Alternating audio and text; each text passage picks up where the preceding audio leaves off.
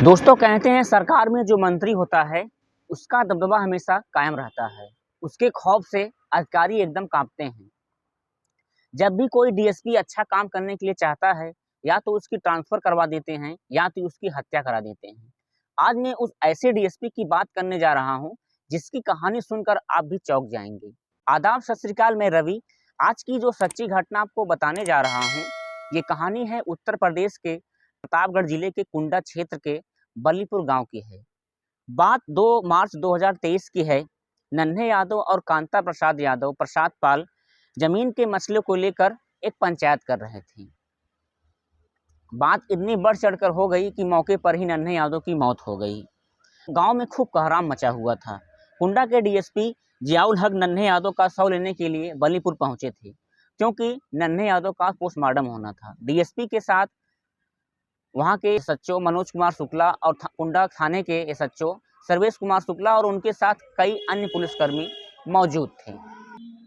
जैसे ही ये SHO, DSP और अन्य पुलिसकर्मी गांव में हिलते हैं तो इन लोगों पर सबसे पहले डीएसपी जियाउल हक की घेर कर इन पर लाठी डंडे से प्रहार करते हैं और इन पर प्रहार लगातार करते जाते हैं। और डीएसपी जियाउल हक अपनी जान बचाकर भागना चाहते थे लेकिन ये लोग वार पुवार करे चले जाते हैं और अंत में डीएसपी जियाउल हक की गोली मारकर हत्या कर देते हैं। इसके बाद जो है डीएसपी जियाउल हक के साथ जो भी एसएचओ और पुलिसकर्मी मनोज कुमार शुक्ला और जितने और एसएचओ सर्वेश कुमार शुक्ला जियाउल हक के साथ और जितने भी पुलिसकर्मी डीएसपी जियाउल हक के साथ गए थे इन लोगों को तत्काल सस्पेंड कर दिया जाता है। इस मामले में भयंकर बवाल मचा।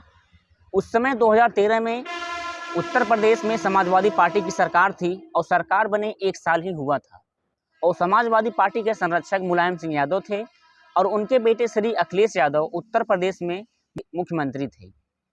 डीएसपी जियाउल हक की हत्याकांड से उत्तर प्रदेश में एकदम चर्चित कांड बन चुका था। यह खबर चारों ओर फैल चुका था। डीएसपी की हत्या से समाजवादी पार्टी भी एकदम हिल गई थी। डीएसपी जियाउल हक की हत्या की आरोप समाजवादी पार्टी में मंत्री रघुराज प्रताप उर्फ राजा भैया पर लगा क्योंकि ये उस समय अखिलेश सरकार में खाद्य एवं रसद मंत्री थे। यूपी की कुंडा विधानसभा में ये 7 बार विधायक रह चुके हैं।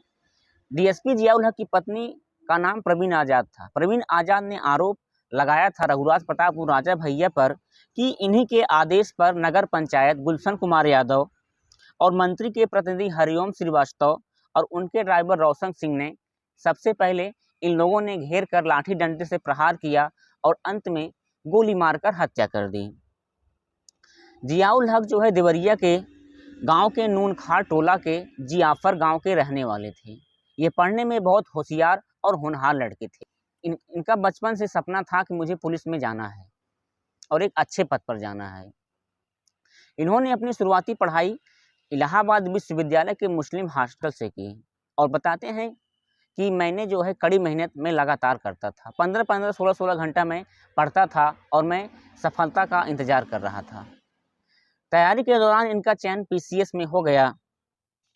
2012 में डीएसपी के पद पर कुंडा में इनकी पहली पोस्टिंग लगी। जियाउल हक की पत्नी प्रवीण आजाद बताती हैं कि जियाउल हक पर राजा भैया हमेशा दबाव डालते थे कि जो है आपको इस तरीके से नहीं, इस तरीके से काम करना है।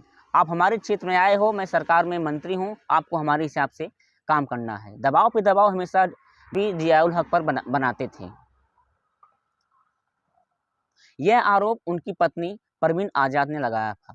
फिर 4 मार्च 2013 को कांड ये इतना चर्चित हो चुका था कि रघुराज प्रताप राजा भैया को अपने पद से इस्तीफा देना पड़ा। उसके बाद इस कांड से समाजवादी पार्टी भी एकदम हिल गई थी। समाजवादी पार्टी के मुख्यमंत्री श्री अखिलेश यादव ने डीएसपी जियाउल हक के घर जाकर सत्यापन दिया और उसके बाद जो है इस जियाउल हक के मर्डर में इन्होंने सीबीआई जांच दी। लेकिन सीबीआई जांच कुछ महीने चला। उसके बाद 6 महीने बाद रघुराज प्रताप राजा भैया को सीबीआई ने क्लीन चिट दे दी।